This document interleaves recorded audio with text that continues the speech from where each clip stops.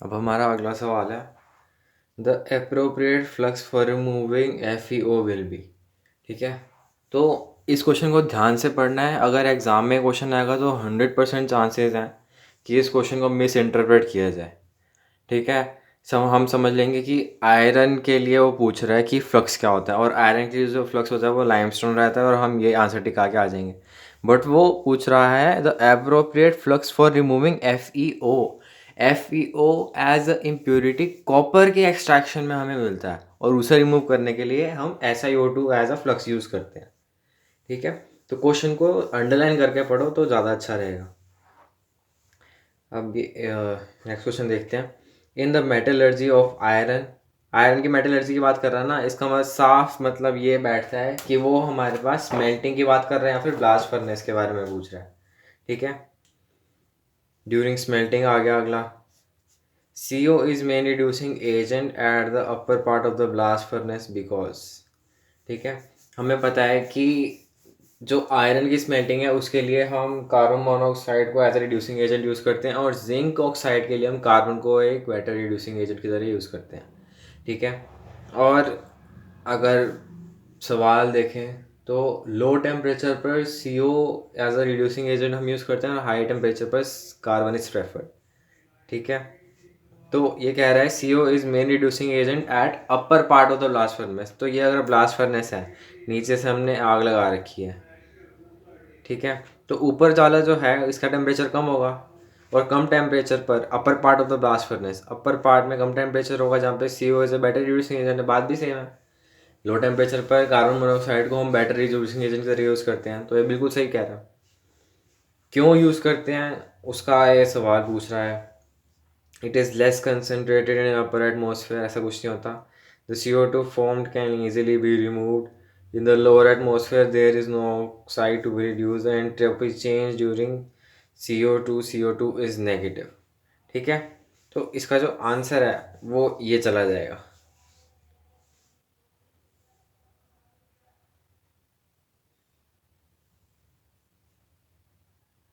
अब इसने ऐसा क्यों बोला है, ठीक है, तो ये जो स्टेटमेंट है ना, ये हमें अच्छे से याद रख के चलना है। जब हम रिएक्शन लिखते हैं G equals to H minus T delta S, ठीक है, तो वो क्या, अब देखो पहले रिएक्शन लिख लेते हैं स्मेल्टिंग की। जब स्मेल्टिंग की रिएक्शन लिखते हैं तो स्मेल्टिंग की रिएक्शन होती है FeO, और हम कार्बन मोनोऑक्साइड को यूज़ करते हैं आयरन की स्मेल्टिंग में, हमारे पास आता है आयरन और CO2। ठीक है, अब वो कह रहा है CO से CO2 बनने का जो एंट्रोपी चेंज है, जो डेल्टा S है, वो है नेगेटिव। ठीक है, तो जो G हो जाएगा H, यहाँ पे नेगेटिव नेगेटिव प्लस हो जाएगा, और यहाँ पे T डेल्टा S आ जाएगा। अब जहाँ पर हम कार्बन मोनोऑक्साइड को रिड्यूसिंग एजेंट की तरह यूज़ कर रहे हैं, वहाँ पे टेम्परेचर जो है कम है, अपर पार्ट ऑफ ब्लास्ट फर्नेस में टेम्परेचर कम है। अब जैसे जैसे हम नीचे जाने लगेंगे वैसे वैसे टेम्परेचर बढ़ता जाएगा, और टेम्परेचर बढ़ेगा तो इनिशियल जो जी था इस रीजन में, ठीक है, जहाँ पर CO से CO बनने की जो डेल्टा एस था वो पॉजिटिव नेगेटिव था, उसके इस यहाँ पे जो जी था वो ये आया था। अब जैसे जैसे टेम्परेचर बढ़ता जाएगा, जैसे जैसे हम नीचे आते जाएंगे, तो यहाँ वाला जो जी आएगा उसकी वैल्यू ज़्यादा होगी, क्योंकि टी की वैल्यू बढ़ती जा रही है। ठीक है, और पॉजिटिव में चीज़ ऐड होती जा रही है। मान लो डेल्टा एच अगर नेगेटिव भी है तो भी पॉजिटिव वाली जो वैल्यू है वो बढ़ती जा रही है। तो यहाँ पर जो डेल्टा जी होगा और यहाँ पर जो डेल्टा जी होगा, ये वाला जो डेल्टा जी होगा इसकी वैल्यू ज़्यादा होगी। ठीक है, तो जैसे जैसे टेम्परेचर बढ़ता जा रहा है वैसे वैसे जो ये वाला प्रोसेस है, ये जो रिडक्शन हो रहा है, इसके लिए डेल्टा जी की वैल्यू पॉजिटिव होती जा रही है, मतलब बढ़ती जा रही है। अगर स्टार्टिंग में नेगेटिव थी तो बाद में पॉजिटिव होती जा रही है। ठीक है, अगर पहले कम थी तो बाद में बढ़ती जा रही है। और अगर डेल्टा जी की वैल्यू बढ़ रही है या फिर नेगेटिव से पॉजिटिव की तरफ आ रही है तो वो नॉन स्पॉन्टेनियस रिएक्शन होती जाएगी। तो जो हमने अभी स्टेटमेंट बोली थी ये उसको प्रूव करने में हेल्प कर रहा है। हमने ये बोला था ना कि हाई टेम्परेचर पर कार्बन मोनोऑक्साइड को हम यूज़ नहीं करते बैटर रिड्यूसिंग एजेंट की तरह, बात भी सही है। टेम्परेचर बढ़ने पर इस रिएक्शन के लिए डेल्टा जी की वैल्यू है वो पॉजिटिव होती जा रही है, तो ये रिएक्शन स्पॉन्टेनियस नहीं रहेगी हाई टेम्परेचर पर। ठीक है, तो ये जो स्टेटमेंट है, ये जो हमने अभी एक इसके लिए प्रिंसिपल कोट किया था उसको प्रूव करने में हेल्प कर रहा है, तो ये आंसर सही है। ठीक है। अब इस स्टेटमेंट को हमें याद रखना है। ये रीज़न है कि हम आयरन के जो स्मेल्टिंग है, आयरन ऑक्साइड की स्मेल्टिंग है या फिर आयरन ऑक्साइड का रिडक्शन है, उसके लिए हम कार्बन मोनोऑक्साइड को क्यों यूज़ करते हैं, क्योंकि कार्बन मोनोऑक्साइड कार्बन डाइऑक्साइड में कन्वर्ट होता है और इसके लिए डेल्टा एस की वैल्यू जो है वो होती है नेगेटिव। ठीक है, बाकी ऑप्शन ही पढ़ लेते हैं। It is less concentrated in upper atmosphere, तो नॉनसेंस बात होगी। ठीक है, अब कोई ऐसा तो है ना नहीं कि ग्राउंड लेवल से लेकर स्ट्रेटोस्फेयर तक जा रहे हैं जिसकी वजह से एयर की डेंसिटी कम होती जा रही है, ये बात तो है नहीं। ब्लास्ट फर्नेस की बात कर रहे हैं। CO2 formed can easily be removed, ये कोई सेंस नहीं बना। ठीक है, तो एंड में ये स्टेटमेंट हमें याद रखनी है। अब the favourable reducing agent for zinc oxide to zinc is, तो इसके लिए कार्बन हम यूज़ करते हैं और वो भी हाई टेम्परेचर पर, क्योंकि जो कार्बन मोनोऑक्साइड है वो लो टेम्परेचर पर प्रेफर किया जाता है और कार्बन हाई टेम्परेचर पर प्रेफर किया जाता है। तो अगर ये carbon monoxide at low temperature होता तो ये काम आता है FeO को Fe में कन्वर्ट करने के लिए। ठीक है, और जिंक ऑक्साइड को कन्वर्ट करना है जिंक में, तो उसके लिए कार्बन यूज़ करते हैं और कार्बन हम हाई टेम्परेचर पर प्रेफर करते हैं। तो यहाँ हमारा आंसर चला जाएगा। नेक्स्ट हमारे पास क्वेश्चन आ जाता है, विच of the following is true regarding recovery of copper from its low grade. और ठीक है, तो कॉपर की बात कर रहा है। अब ये जो क्वेश्चन है ना, ये NCERT में दे रखा है और उसे किस फॉर्म में ट्विस्ट किया गया है।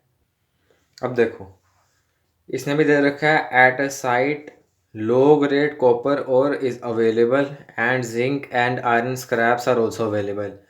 विच of the two scraps, that is zinc और आयरन स्क्रैप्स में से, would be more suitable for reducing leached copper ore and वाई।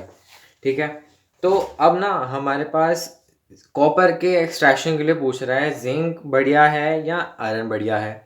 ठीक है, तो इसका जो आंसर है, मतलब वो रिड्यूसिंग एजेंट पूछ रहा है एक टाइप से।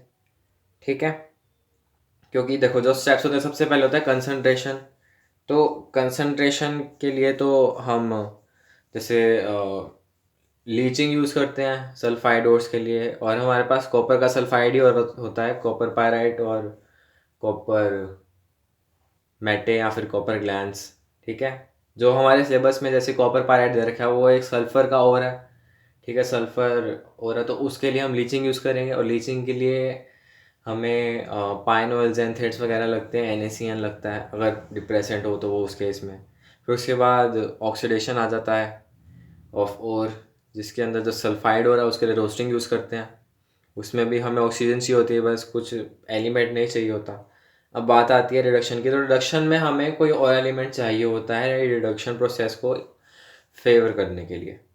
ठीक है, तो अगर इसने कुछ मेंशन नहीं कर रखा तो इसका मतलब ये है कि वो रिडक्शन की बात कर रहा है, क्योंकि इससे पहले वाले प्रोसेसेस में तो जैसे कंसंट्रेशन है, उसके अंदर हमें किसी और एलिमेंट की ज़रूरत नहीं है। इक्विपमेंट्स जो हमारे हैं, जैसे हमारी मशीन्स वगैरह हैं फैक्ट्रीज़ में, इंडस्ट्रीज़ में, उन्हीं से काम चल जाता है।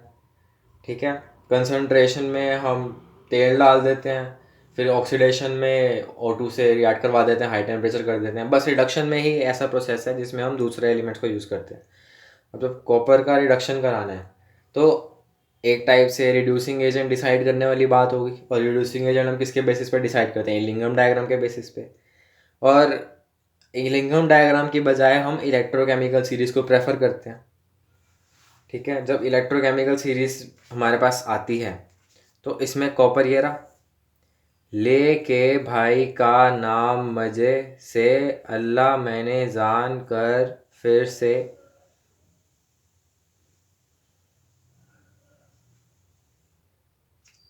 अल्लाह मैंने जान कर फिर,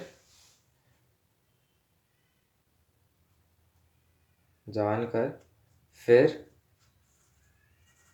यहाँ पे क्रो में आएगा, करीना को नहीं सन्नी को प्यार किया। ठीक है, यहाँ तक तो ये हो गया। उसके बाद आगे चलते जाएंगे, इतना याद रख लें, उतने उतने से ही काम बन जाएगा हमारा।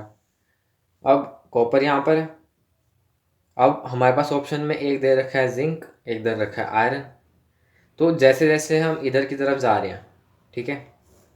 वैसे वैसे जो हमारा रिड्यूस होने की इच्छा है या फिर बोले रिडक्शन पोटेंशियल है, वो बढ़ता जा रहा है। ठीक है। तो जो इस तरफ वाले नीचे वाले एलिमेंट्स होंगे वो अच्छे से रिड्यूस होना चाहते हैं। ठीक है, क्योंकि ये मेटल्स हैं, ये ऑक्सीडाइजिंग, ये रिड्यूसिंग एजेंट की तरह काम करेंगे, खुद ऑक्सीडाइज होना चाहते हैं, इलेक्ट्रॉन देना चाहते हैं। तो इन सब में से जो जिंक है, जिंक सबसे अच्छा रिड्यूसिंग एजेंट माना जाएगा।